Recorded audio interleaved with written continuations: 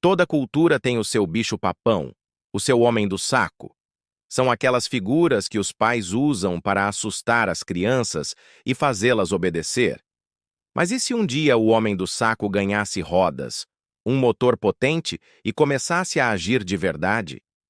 Entre os anos 80 e 90, um pânico sem precedentes varreu o estado do Maranhão.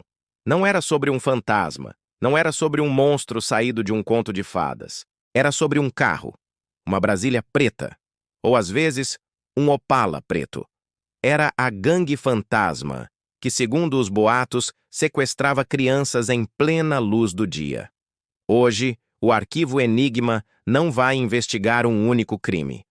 Nós vamos mergulhar numa histeria coletiva que se tornou perigosamente real.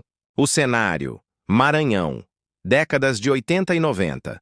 Cidades como a capital São Luís, Codó, Caxias viviam sob uma sombra de medo. A lenda era muito específica.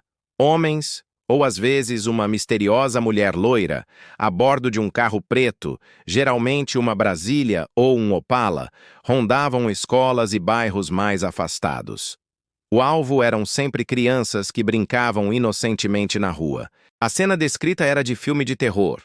O carro parava bruscamente, alguém saltava, agarrava a criança e a jogava para dentro, desaparecendo em alta velocidade antes que alguém pudesse reagir. Mas por que eles levariam as crianças? É aqui que a história fica realmente sombria e o pânico se justifica. Duas teorias principais circulavam entre a população, cada uma mais aterrorizante que a outra. A primeira teoria era a do tráfico de órgãos. Diziam que as crianças sequestradas eram levadas para clínicas clandestinas. Lá, seus órgãos, como rins e córneas, seriam roubados e vendidos a preços exorbitantes para estrangeiros ricos que precisavam de transplantes. Os boatos afirmavam que os corpos das crianças eram encontrados dias depois, abandonados em terrenos baldios, completamente vazios por dentro. A segunda teoria, e talvez a mais famosa e difundida, era a de que os sequestros estavam ligados a rituais de magia negra. Essa versão, ainda mais macabra, dizia que as crianças eram sacrificadas em rituais satânicos. Alguns relatos afirmavam que suas cabeças eram decepadas e usadas em cerimônias profanas, ou até mesmo vendidas por muito dinheiro para quimbandeiros e praticantes de magia obscura que as usariam em seus trabalhos. É preciso deixar algo muito claro. Isso não era apenas uma historinha para não dormir. O Maranhão viveu um período de pânico em massa. O medo era tão real que as escolas precisaram alterar seus horários de funcionamento, liberando os alunos mais cedo. Os pais, aterrorizados, proibiram seus filhos de brincar na rua, algo que era tão comum na época. Um toque de recolher informal, imposto pelo puro medo, fazia com que às 6 da tarde as ruas já estivessem completamente desertas. A paranoia era total. Se um simples Opala ou uma Brasília preta, principalmente com vidros escuros, parasse em um bairro, era o suficiente para o caos se instalar. Gritos de "Olha o carro preto!" ecoavam pelas ruas e, em segundos, todos corriam para dentro de suas casas, trancando portas e janelas. E o que começou como uma lenda, infelizmente, gerou crimes muito reais. A histeria coletiva se transformou numa perigosa caça às bruxas. Pessoas completamente inocentes, que tinham o azar de possuir um carro preto, foram confundidas com os supostos sequestradores. Existem casos documentados de linchamentos. Motoristas foram arrancados à força de seus veículos e espancados, às vezes até a morte, por multidões enfurecidas que acreditavam estar fazendo justiça com as próprias mãos contra a tal gangue fantasma. O medo, no fim das contas, se tornou mais perigoso e mortal do que a própria lenda.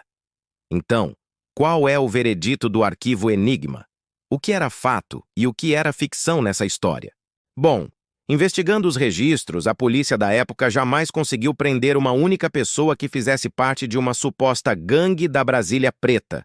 Não existem provas concretas da existência de uma organização criminosa com esse foco específico. Isso nos leva a algumas conclusões. A primeira teoria é a da histeria coletiva pura. A lenda teria funcionado como um vírus social. Era uma versão moderna do clássico Homem do Saco, mas com um carro, o que a tornava mais palpável e assustadora para a época. Amplificada pelo boca a boca, numa era sem internet, a história simplesmente saiu de controle. Nesse caso, o medo era real, mas o monstro não existia. Mas existe uma segunda teoria, que é a mais provável e aceita por pesquisadores do assunto. A combinação de crimes reais com a força da lenda.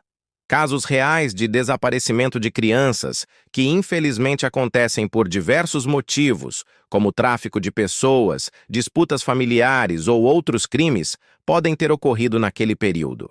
A lenda da Brasília Preta surgiu, então, como uma forma que a população encontrou para dar uma explicação única e compreensível para esses eventos trágicos e isolados. Era mais fácil e, de certa forma, mais reconfortante acreditar em um monstro organizado, a gangue do carro preto, do que encarar a realidade complexa e multifacetada do crime. E, claro, é perfeitamente possível que criminosos reais, como ladrões ou sequestradores comuns, tenham sim usado carros pretos em suas ações, alimentando a lenda sem querer e reforçando a crença popular. No final, o mistério da Brasília Preta não é sobre um carro. É sobre o poder do medo coletivo. O pânico que paralisou um estado inteiro foi real. As mortes que aconteceram por causa dos linchamentos foram reais. Mas o monstro, o verdadeiro monstro, talvez, fosse o próprio pânico. O arquivo da Gangue Fantasma é um estudo de caso fascinante e trágico sobre como uma lenda urbana pode se transformar numa arma letal. Obrigado por desvendar mais este caso com o Arquivo Enigma. Se você gostou desta investigação, não se esqueça de deixar o seu like, se inscrever no canal e ativar o sininho. Da próxima vez, sairemos do pânico coletivo do Maranhão e viajaremos até Florianópolis para investigar um mistério individual e profundamente sobrenatural. A lenda do homem que vê demônios. Até lá!